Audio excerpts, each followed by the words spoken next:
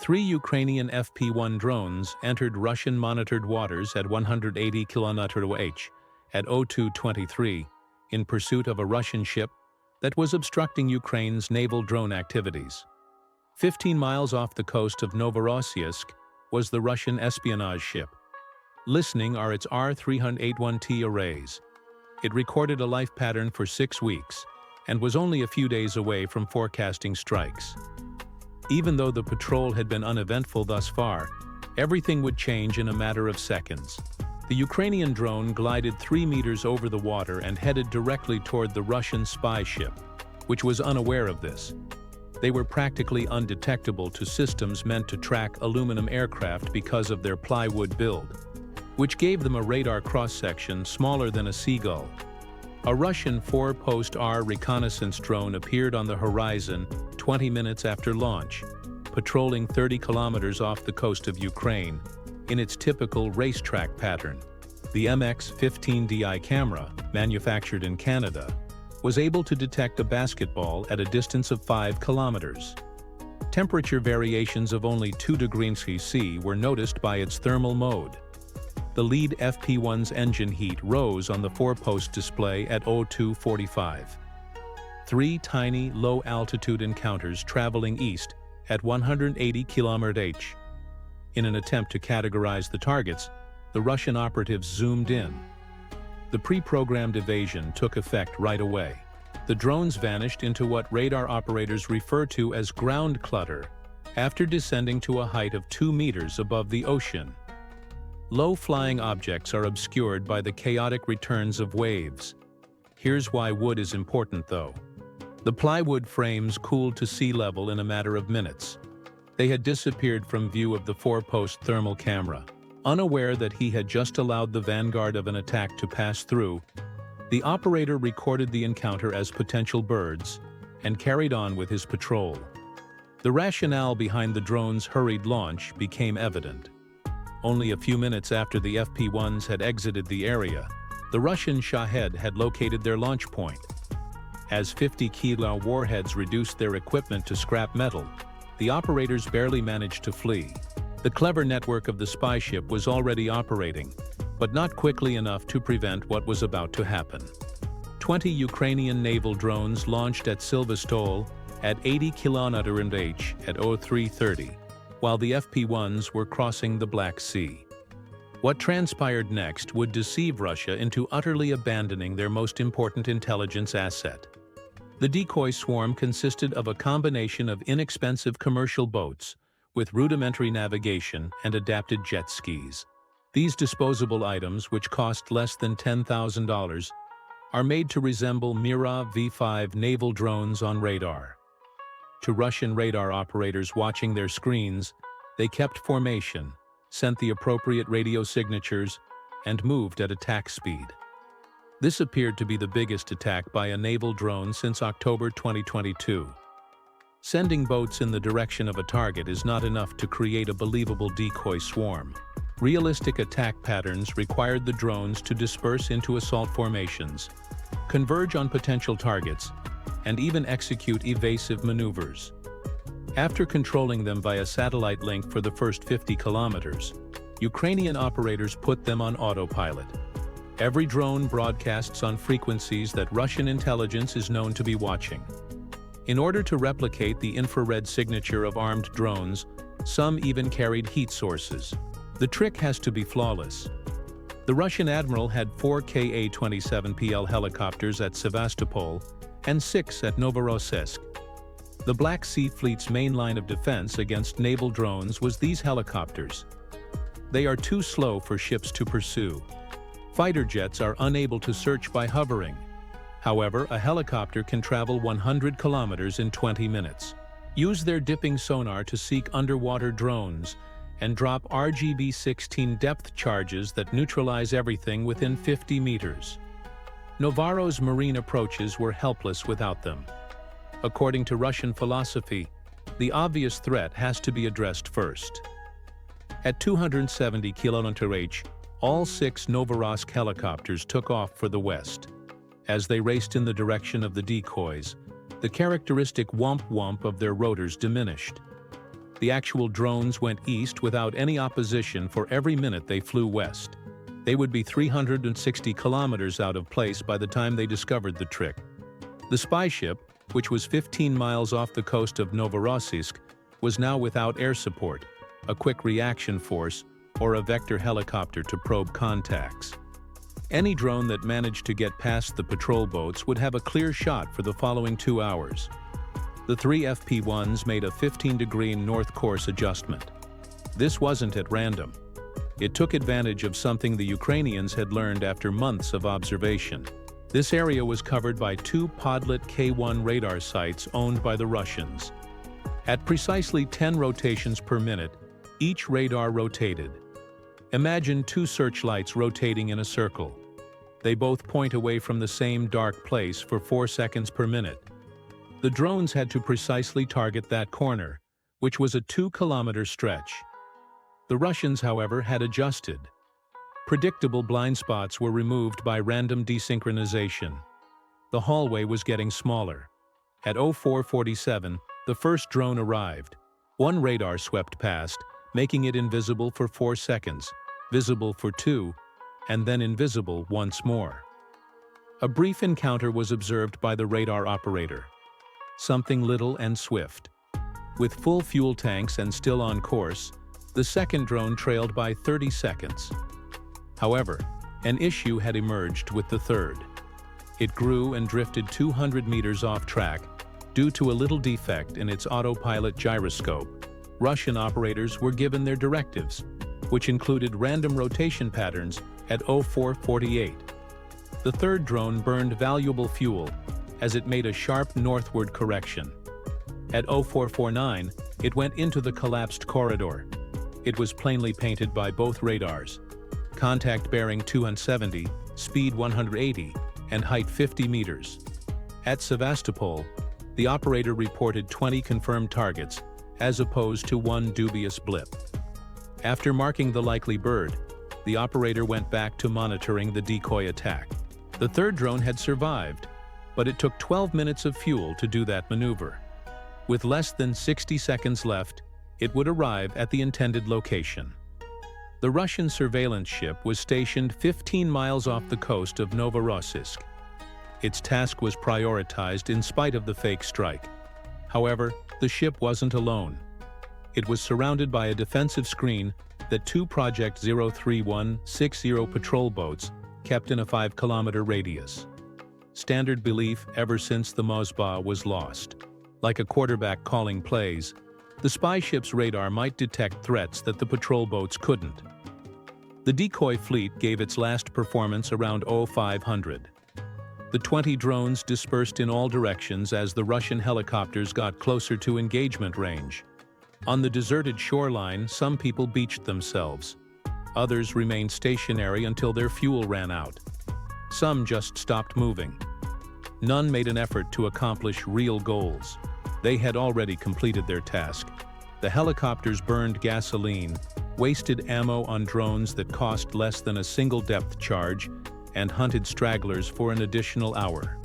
They had run out of fuel by the time they left Novorossiysk, which was 180 kilometers away. The actual assault was still on its way, but as morning fog grew thicker, visibility kept declining.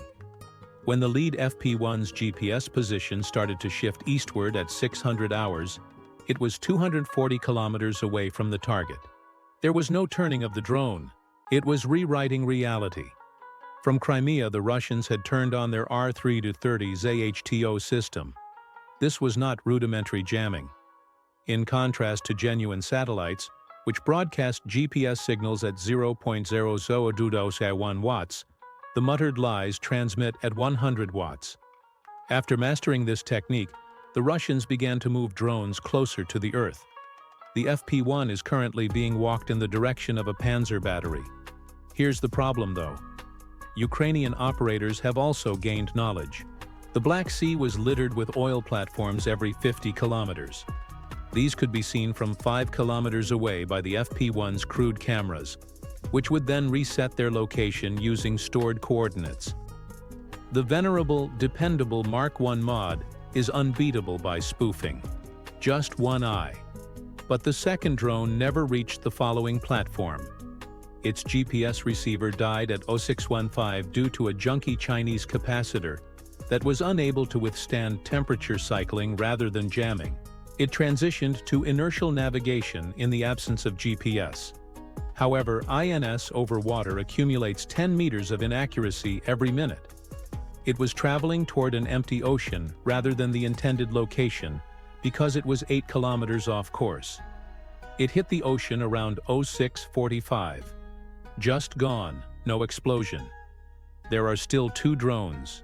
5 kilometers behind, the third one's GPS was still clear, but not for very long. The Russian vessel became operational. The western approaches were painted by its mineral ME radar. Additionally, the ship's signals intelligence crew was at work. Every electronic gadget produces ghost frequencies and harmonics. This is what they would take advantage of when circuits resonate. One bearing 285, 180 per hour, 15 km away was discovered at 723. The radar of the ship latched on. The lock was detected by the lead drone's rudimentary threat receiver, but radar meant for metal is confused by wood. The algorithms used by the mineral M search for aluminum's sharp returns. Wood yields irregular, mushy returns. The radar continued to lose lock. The operator reported sporadic contact, possibly with birds. A decision was made by the third FP-1. Its straightforward programming made it possible to detect radar in advance. Everything was turned off except for the mechanical gyroscope, heading alone when flying blind on a compass. However, operating this electronic warfare equipment led to an additional issue. Its R984UM jammers were producing electromagnetic noise across several bands in order to defend against naval drones. The jammers were in the midst of the ship's communication frequency, operating between 20 and 1000 megahertz. They deteriorated their own radar returns each time they broadcast. This was referred to as electromagnetic fratricide in Russian ideology. Your systems are conflicting with one another. The guidebook stated that it was a calculated risk, and they were going to discover the actual cost. The ship sent a patrol boat to look into the sporadic communications at 0725. The boat reached a speed of 35 knots. The forward PKM machine gun is manned by the crew. After checking the iron sights and loading a new 200-round belt, the gunner braced himself against the mount. With 2 additional belts, his loader was prepared. This was drilled hundreds of times. At 500 meters, engage low-flying targets. Tracers should be walked into the target. Keep the fire going until it splashes. For aluminum drones with infrared signatures, the standard protocol, investigate, identify, and engage if hostile, was short. Plywood ghosts were not discussed. The lead drone's fuel lasted for 3 minutes. The third drone, unseen but blind, continued to fly behind it. At this point, visibility was reduced to 500 meters due to the dense morning fog. The lead FP-1 arrived at the target area 15 miles off Novorossiysk at 0730. The Russian spy ship continued to direct patrol boats toward the approaching threat, while remaining precisely where it was expected to be. 2 patrol boats with overlapping positive ME-1 coverage and a radar fence had been established by the spy ship. At 15 kilometers, each radar's 120-degree coverage allowed it to identify targets measuring 0.1 square meters. One assumption underpinned traditional Soviet doctrine: physics would work together. The Black Sea, however, had different ideas. There was a developing temperature inversion. Radar beams are bent upward like light via a prism by warm air over cold water. For the Black Sea in September, this was not out of the ordinary. The morning air cools quickly, but the water stays warm. An atmospheric lens is produced by the disparity in density. Although the correction calculations assume standard conditions, radar operators are trained for this. The inversion this morning was strong, with a temperature differential of 10 degrees at just 50 meters above sea level. At a 15 degrees angle, the radar beams curved upward. In actuality, What appeared to be 50 meters on the screen was actually 80 meters. Below 30 meters, nothing could be seen. At 3 meters, the FP-1 might have easily passed for a submarine. At 07:32, the lead drone got closer. The Russians were scanning at a height of 50 meters. The drone slid underneath them because their beams were actually looking at 80 meters. At 500 meters, the patrol boat was able to see it. The patrol boat was getting bigger, as seen by the camera on the lead drone. 500 meters. Flash of the muzzle.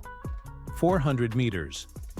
The characteristic buzz of the PKM reverberated over the sea. Walking across the surface are tracers. 3 bullets were fired. Make holes in the wood that are clean. The propeller was clipped by 1. The engine started to vibrate a lot, but it continued to operate. The drone was out of the boat's line of sight. There are 90 seconds of gasoline left. The distinctive mast of the spy ship could be seen 800 meters distant at 07:33. But the engine mount had been shattered by the damaged propeller. The patrol boat sent out a radio call. Inbound drone, bearing 285, damaged but still in the air.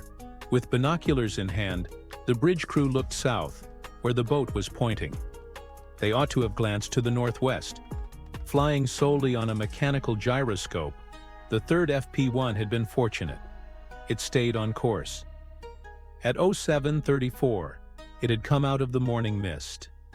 At 07:34, the lead drone's motor finally ceased, starting its last glide as it approached from the port bow at 180 km/h, and was now 10 meters over the ocean.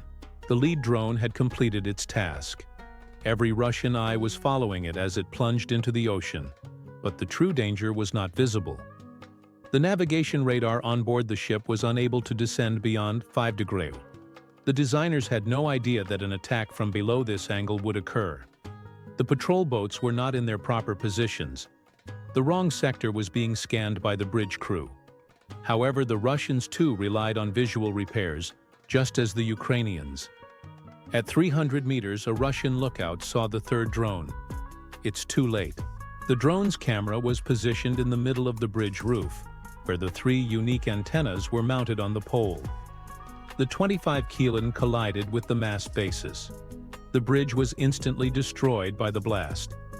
In Romania, radio hearing R381T arrays melted. 6 weeks' worth of patterns caused the computers to lag. Metal was bent by the mineral nearby. When the fires eventually went out 18 hours later, secondary explosions tore through the power supplies. The electronic radar system on board the ship resembled a Salvador Dalí painting. Dozens of documented launches, 6 weeks of intelligence collection, and the patterns that would have put an end to Ukraine's drone war are all gone. The ship's computerized eyes and ears were permanently blind, but it would sail once more. In a matter of hours, Ukrainian drones were once again undetectable, as they launched from new locations with novel patterns. Although they were increasingly hitting vacant fields, the Russians could still hit launch locations. The patterns had vanished. If you enjoyed this video, make sure to subscribe to my channel, WW2 Revealed, for more incredible stories and untold moments from history.